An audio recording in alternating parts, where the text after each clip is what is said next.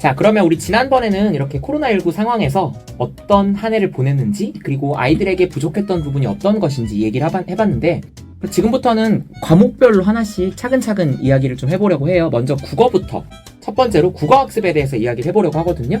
선생님이 그래도 오랫동안 아이들을 관찰하시면서 아이들의 국어 실력에서 가장 허약한 부분, 어떤 부분이라고 생각하시나요?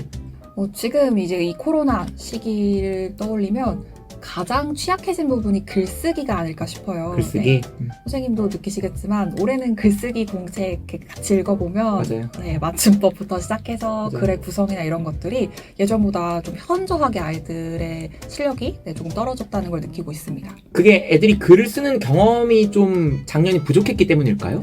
그런 것 때문일까요? 그렇지 않을까 저도 선생님들과 이야기를 자주 했어요. 사실 국어 시간에 쓰기 같은 것들은 정말 아이들 입장에서 조금 귀찮은 일이기 때문에 누군가가 검사해주거나 같이 서로 바꿔 읽어보거나 하는 경험을 굳이 시키지 않으면 안 하게 되는 게 사실이거든요. 그래서 작년에 이제 국어책 가지고 오라고 하면 백지인 경우가 굉장히 많았잖아요. 그랬죠. 그래서 정말 사실 겨우겨우 읽기하고 답을 다는 것 정도는 채우더라도 글쓰기 같은 부분은 비어있는 곳들이 많았고요.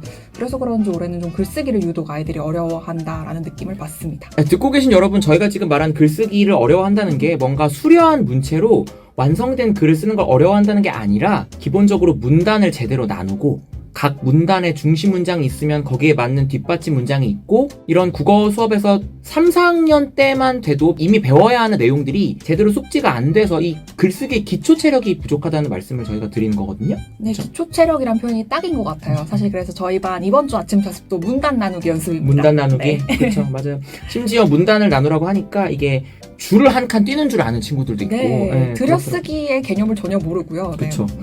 아까 맞춤법 얘기하셔가지고 조금만 더 얘기해볼게요. 선생님도 5학년을 맡고 계신다고 하셨는데 5학년들도 아직 맞춤법이 심각하죠? 네, 맞춤법이 심각한데 사실 을에 틀릴 법한 단어들을 틀리면 사실 뭐 아이들 선생님도 그렇고 저도 그렇고 꽤 오래 봐왔기 때문에 그러려니 싶어서 고쳐주는데요. 그렇죠. 좀 올해는 기상천외한 맞춤법들이 많아서 맞아요. 저를 놀라게 하고 있습니다. 저도 그래서 우리 옛날에 인터넷 보면 막 이런 맞춤법 틀리는 그런 유머 게시판의 자료들이 있었잖아요. 근데 아이들이 일부러 이렇게 나를 웃기려고 하는 건가라고 싶을 정도로 심각한 수준이더라고요. 네. 그래서 6학년도 받아쓰기를 해야 되는 게 아닌가라는 생각이 들 정도로 네.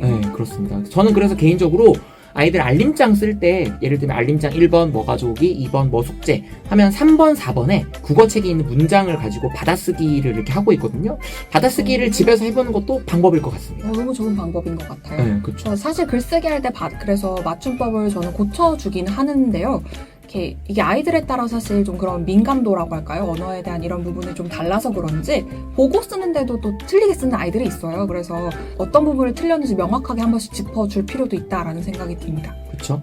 그리고 마지막으로 우리 문해력 이야기를 안 할 수가 없는데요. 얼마 전은 아니고 한 2달쯤 됐는데 EBS에서 방영했던 당신의 문해력이라는 6부작 다큐멘터리가 아주 이 양식 있는 학부모님들 사이에서 대히트를 했어요. 이게 내 아이가 읽지만 이해하지 못하는 이 비극적인 상황을 다룬 다큐멘터리였는데 선생님 조금 보셨죠? 네, 저도 앞부분만 조금 보았는데요. 네, 그렇죠. 거기 보시면 진짜 충격적이었어요. 그러니까 이게 네. 부모님들도 잘 모르실 것 같기도 해요. 왜냐면은 또 부모님들이 아이가 한 고학년쯤 되면 글을 직접 소리내어 읽는 거를 잘 보지는 않잖아요. 네. 또 부모와 의사소통 같은 거 정상적으로 잘 하니까 내 아이가 이런 이해하는 부분에선 문제가 없을 거라는 그런 생각을 하는데 이 문해력의 아이들이 치명적인 문제가 있다는 거를 또 느끼게 됐어요. 그러니까 글자를 그냥 읽는 것과 그 정보를 습득하는 게 많이 차이가 있구나라는 게 좀 충격적인 결과였습니다. 그래서 저도 저희 학급에 지금 좀 심각할 정도로 이 문해력이 부족한 친구가 있어가지고 그 EBS 다큐멘터리에 나왔던 같은 방법을 제가 사용하고 있어요. 그래서 동화책을 함께 놓고 수업이 끝나면 저와 함께 남아서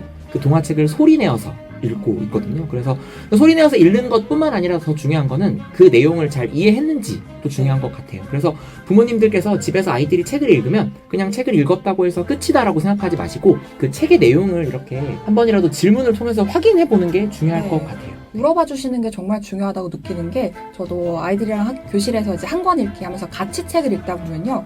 소리내서 분명히 다 같이 책을 읽었는데도 질문을 하면 그 질문에 답을 하는 아이가 있고 또 못하는 어린이들이 있어요. 그래서 그러면서 다시 한번 상황을 설명해주고 제대로 이해했는지 같이 살펴주시는 과정이 필요할 것 같습니다. 근데 독서 얘기 나오면 또 머리가 지끈지끈해지는 부모님들도 많을 것 같아요. 왜냐면 아이들이 사실 웬만해선 책 읽는 거 좀 싫어하는 친구들이 많잖아요. 네. 글밥 있는 책들 읽는 것도 되게 싫어하고, 선생님들 이거 아이들이 책을 좀 더 재밌게 읽을 수 있으려면 어떤 방법을 쓰는 게 더 좋을까요? 학교에서는 또 어떻게 하고 계세요? 학교에서는 저는 일단 책을 한 번은 좋아해 볼 경험이 필요하다고 생각해요. 그래서 한 권의 책은 그래도 와 이거 재밌다 라는 말이 나오도록, 그래서 방금 말씀드린 것처럼 아이들이랑 한 학기에 한 권 읽기, 같이 소리내서 책도 읽고 관련된 활동들도 하고 있는데요. 이렇게 책을 아이들이랑 질문을 하면서 읽다 보면 그 등장인물의 뭐 감정이나 책에 직접적으로 드러나진 않지만 그 행간을 읽게 되잖아요.